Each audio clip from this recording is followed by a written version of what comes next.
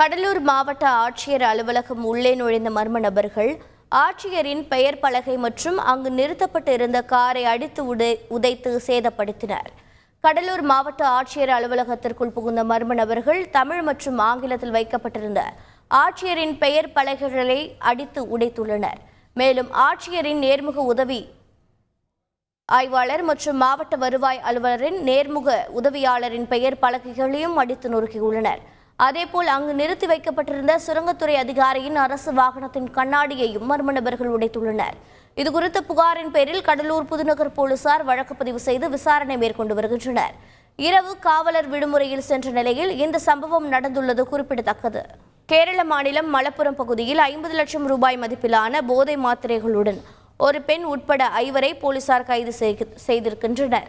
கண்ணூர் குட்டுப்புழா பகுதியில் போலீசார் ரோந்து பணியில் ஈடுபட்டிருந்த போது 5 கைது செய்யப்பட்ட இந்த சம்பவத்தில் 687 கிராம் மெத்தபெட்டமைன் போதைப் பொருளை பறிமுதல் செய்திருக்கும் போலீசார் 5 தீவிர விசாரணை நடத்தி வருகின்றனர்.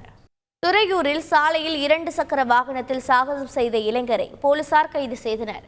திருச்சி மாவட்டம் துறையூர் புலிவளம் சாலையில் 2 சக்கர வாகனத்தில் படுத்தவாறு சாகச பயணத்தில் ஈடுபட்ட நிவாஸ் அதனை தனது சமூக வலைதள பக்கத்தில் பதிவிட்டுள்ளார்.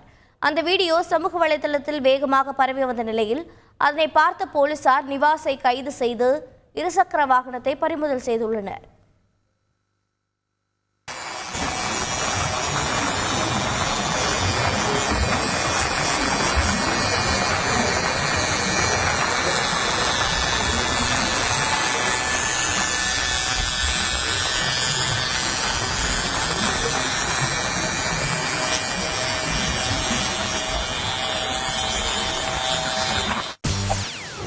செய்திகளை உடனுக்குடன் தெரிந்து கொள்ள உடனே சப்ஸ்கிரைப் பண்ணுங்க.